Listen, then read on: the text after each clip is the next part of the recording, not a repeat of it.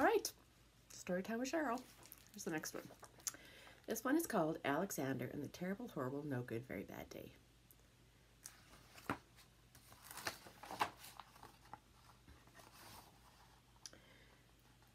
I went to sleep with gum in my mouth, and now there's gum in my hair.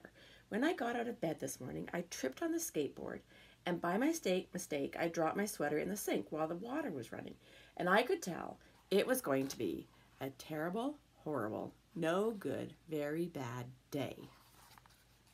Do you have days like that? It's going to be a little bit trickier. How am I going to read that? At breakfast, Anthony found a Corvette Stingray car kit in his breakfast cereal box, and Nick found a junior undercover agent code ring in his breakfast cereal box. But in my breakfast cereal box, all I found was breakfast cereal.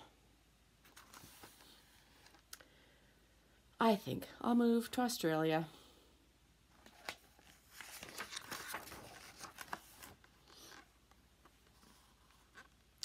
In the carpool, Mrs. Gibson let Becky have a seat by the window, and Audrey and Elliot got seats by the window too. I said I was being scrunched. I said I was being smushed. I said if I don't get a seat by the window, I'm going to be carsick. No one even answered. I could tell it was going to be a terrible, horrible, no good, very bad day.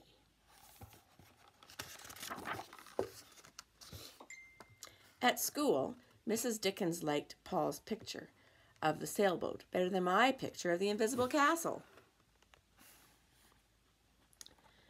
At singing time, she said I sang too loud. At counting time, she said I left out 16. Who needs 16? I could tell it was going to be a terrible, horrible, no good, very bad day.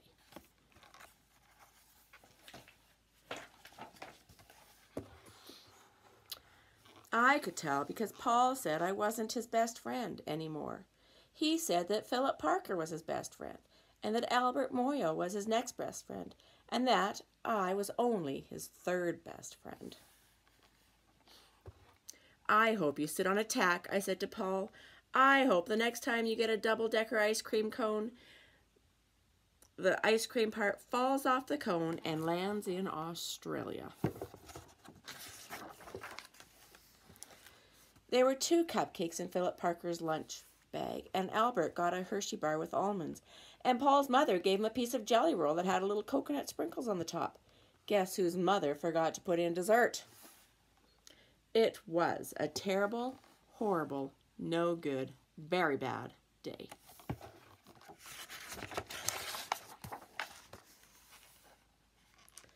That's what it was, because after school, Mom took us to the dentist, and Dr. Fields found a cavity just in me. Come back next week and I'll fix it, said Dr. Fields. Next week, I said, I'm going to be in Australia.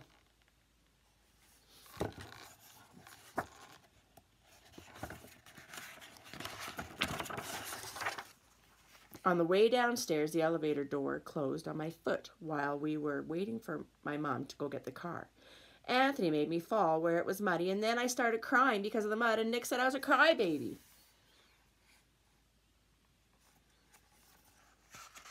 And while I was punching Nick for saying crybaby, my mom came back from the car and scolded me for being muddy and fighting.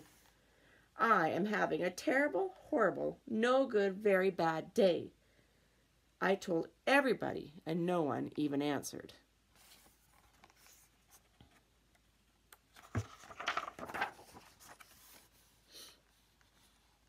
So then we went to the shoe store to buy some sneakers. Anthony chose white ones with blue stripes. Nick chose red ones with white stripes. I chose blue ones with red stripes, but then the shoe man said, we're all sold out. They made me buy plain, old, white ones, but they can't make me wear them.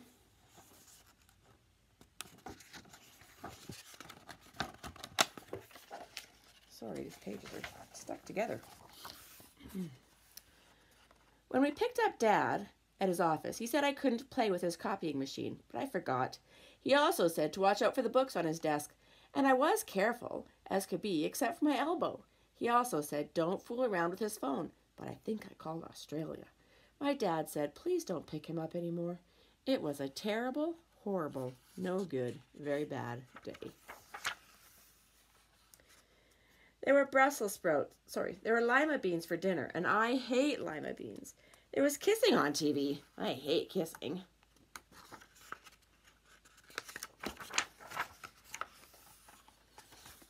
My bath was too hot. I got soap in my eyes. My marble went down the drain, and I had to wear my railway train pajamas. I hate my railroad train pajamas. Can you see them? When I went to bed, Nick took back the pillow, and he said I could keep.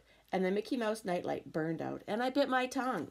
The cat wants to sleep with Anthony, not with me. It has been a terrible, horrible, no good, very bad day. My mom says some days are like that.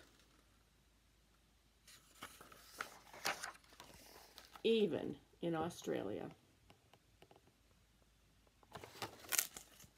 See you later.